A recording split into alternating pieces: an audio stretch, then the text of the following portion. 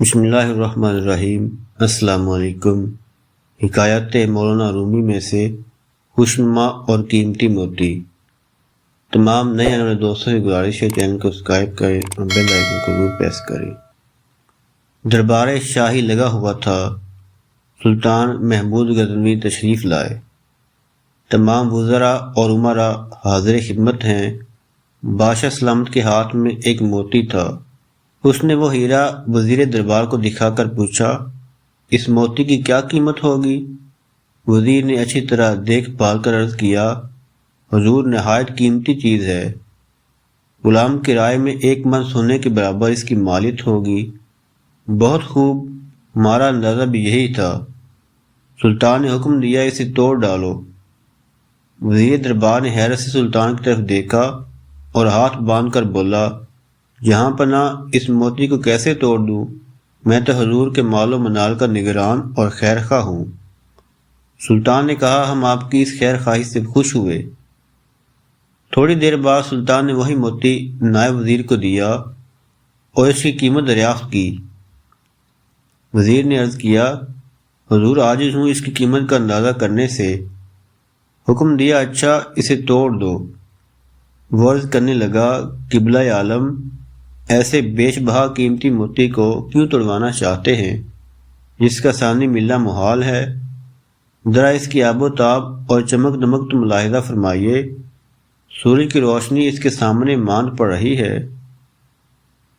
میں شاہی خزانے کا نگہبان ہوں، اسے توڑنے کی جرت کیسے کر سکتا ہوں؟ سلطان نے اس کی فہم و فراست کی تعریف فرمائی۔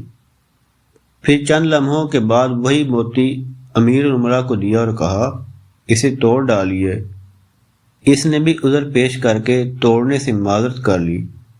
بادشاہ نے سب کو انعام و کرام دیا اور ان کی وفا شعاری اور اخلاص کی تعریف کی۔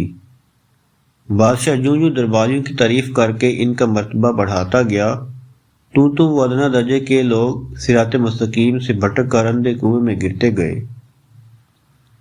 وزیر دربار کی دیکھا دیکھی امیروں اور وزیروں نے ظاہر کیا کہ وہ دولت شاہی کی وفادار اور نگران ہیں۔ آزمائش اور امتحان کے لمحوں میں تقلید کرنے والا ذیل و خوار ہوتا ہے۔ سلطان نے تمام درباریوں اور خیر خواہ نے دولت کی آزمائش کر لی۔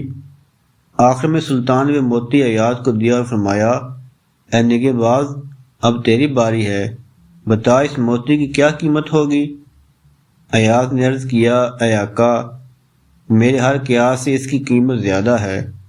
اچھا ہمارا حکم ہے تو اسے توڑ دے۔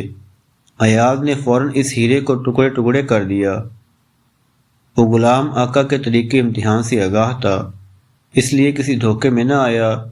موتی کا ٹوٹنا تھا کہ سب درباری کیا، امیر کیا، وزیر بری طرح چلا اٹھے، ارے بے وقوف، تیری یہ جرت کہ ایسا نادر و نایاب موتی توڑ ڈالا؟ ذرا خیال نہ کیا کہ کس قدر نقصان کیا ہے؟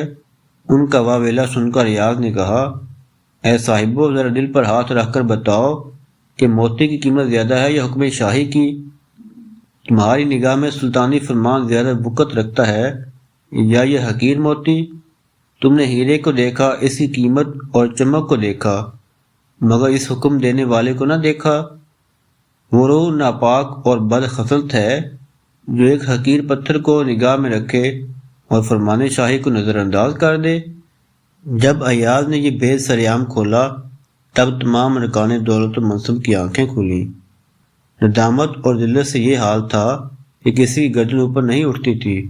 سلطان کے سامنے یہ عذر پیش کرنا چاہا کہ وہ خیر خواہی مال میں شاہی فرمان کی اہمیت بھول گئے تھے۔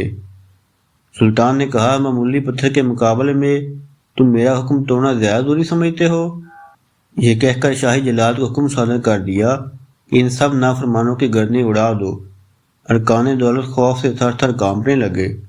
ایاز کو ان کی بے بسی پہ رحم آیا، ہاتھ باندھ کر سلطان سے عرض کرنے لگا، اے آقا اور اے معاف کر دینے والے، ان بدبختوں کی غفلت اور نادانی کا سبب محض تیرا کرم اور صفت عفو کی زیادتی ہے۔ آپ کی ناراضگی ان کے لیے 100 موتیوں سے بھی بدتر ہے۔ تیری مہربانیاں ہم پر غالب ہیں اور ہم ان کے بوجھ تلے دبے ہوئے ہیں۔ میری کیا حیثیت اور کیا حقیقت، مگر اتنا عرض کرتا ہوں کہ ان مجرموں کے سر بھی تیری ہی دیوار سے لگے ہیں۔ بے شک یہ بازی ہار گئے ہیں، مگر اتنا تو ہوا کہ اپنی خطا اور جرم سے آگاہ ہوئے، اس لیے انہیں معاف کر دے۔ بادشاہ نے ایاز کی سفارش قبول کی اور سب کو معاف کر دیا۔ مولانا رومی رحمۃ اللہ علیہ کی اس حکایت سے ہمیں درس حیات حاصل ہوتا ہے۔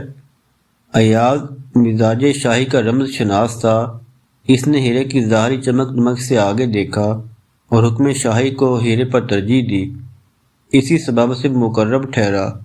وزراء اور عمرا نے ہیرے کی چمک دمک دیکھی، وہ اس میں کھو گئے اور حکم شاہی کو نظر انداز کر دیا۔ انسان غفلت اور گمراہی میں پڑ کر ثنائے حقیقی یعنی اللہ تعالیٰ کو بھول جاتا ہے، جس کا نتیجہ ذلت و خواری کے سوا کچھ حاصل نہیں ہوتا۔ تمام نئے آنے والے دوستوں کی گزارش ہے چینل کو سبسکرائب کریں اور بیل آئیکن کو ضرور پریس کریں۔ شکریہ۔